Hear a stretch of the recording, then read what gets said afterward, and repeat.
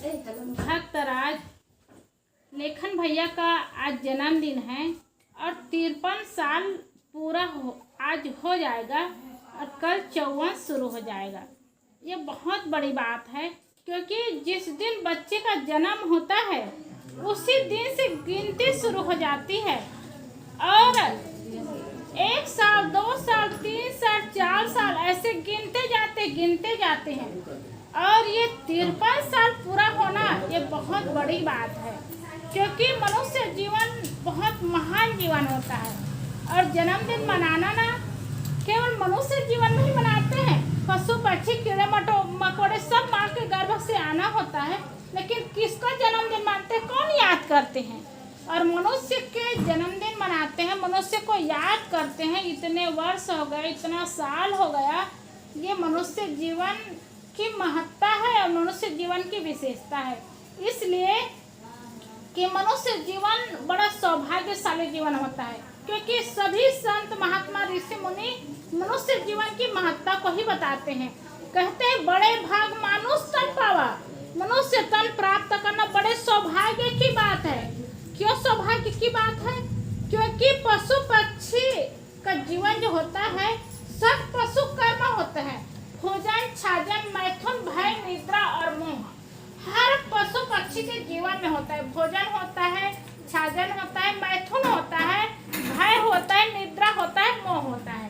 एक सब पशु कर्म होता है और मनुष्य जीवन में सत्संग होता है, भजन होता है, भक्ति होता है, ज्ञान होता है और जीवन मुक्ति का काम होता है। ये मनुष्य जीवन में ही होता है। इसलिए मनुष्य जीवन की बहुत बड़ी महानता है और हमारे लेखन भैया का स्वभाव इतना अच्छा है कि संतों के प्रति भाव रहता है, भक्ति का संस्कार है, सत्संग भजन भक्ति और ज्ञान की बात है। और ये संस्कार अगर संत महात्मा के प्रति जिनका भाव होता है निश्चित है जीवन सफल होता है।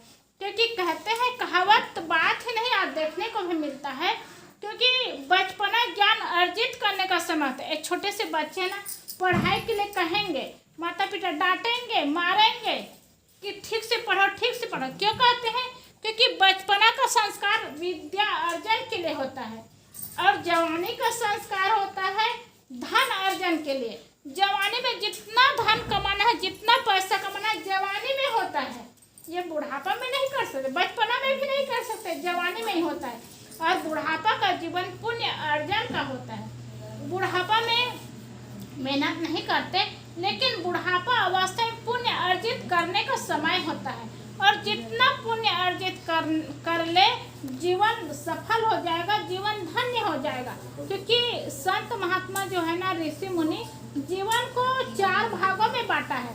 पहले लोग 100 साल तक जीते थे और पहले प्राकृतिक जीवन होता था, खान पान भी प्राकृतिक होता था। आज सब केमिकल मिलाते हैं और आज का खान पान भी केमिकल हो गया है और रहन सहन भी बदल गया है। और पहले प्राकृतिक जीवन होता था तो 100 साल तक उम्र तक लोग जीते ही थे। तो 100 साल को 4 भागों में बांटे। कैसे बांटे? 25 साल तक ब्रह्मचर्य जीवन, 25 से 50 साल तक गृहस्थ जीवन, 50 से 75 साल तक वानप्रस्थ जीवन और 75 के बाद संन्यास जीवन। ये संत महात्मा ज्ञान बताए क्योंकि जितना भी पढ़ाई करो 25 साल की उम्र तक पढ़ाई होती है और 25 से 50 साल तक गृहस्थ का जीवन होता है और 50 के बाद शरीर रह गया तो 75 साल तक घर में रह करके त्याग तपस्या का जीवन होता है और 75 के बाद मन से पूरी तरह से संन्यास का जीवन होता है। आज माहौल बदल गया और वैज्ञानिक युग आ गया और लोग पढ़े लिखे हो गए ना तो सब कुछ बदल दिए। कैसे बदल दिए? 25 साल 30 साल तक तो ब्रह्मचर्य जीवन जी ही लेते हैं और उसके बाद गृहस्थ में उतरते हैं ना, शरीर न छूट जाए तब तक गृहस्थी को छोड़ ही नहीं पाते, गृहस्थी जीवन ही बना लेते हैं और वानप्रस्थ और संन्यास को भूल ही गए हैं। तो संत महात्मा हमें सीख देते हैं, समझाते हैं कितना सुंदर मनुष्य जीवन है। मनुष्य जीवन की महत्ता को समझे क्योंकि ये 50 के बाद जब उम्र होता है ना तो वानप्रस्थ त्याग का उम्र होता है और वो घर में ही करना है। कैसे करना है? बचपना का संस्कार लिए होता है, जवानी का संस्कार धन अर्जित करने के लिए होता है। अब ये भाई लोग जवान हैं, अब ये कितना सत्संग करेंगे और क्या करेंगे, लेकिन धन अपनी मुट्ठी में है, जितना मेहनत करें कर सकते हैं।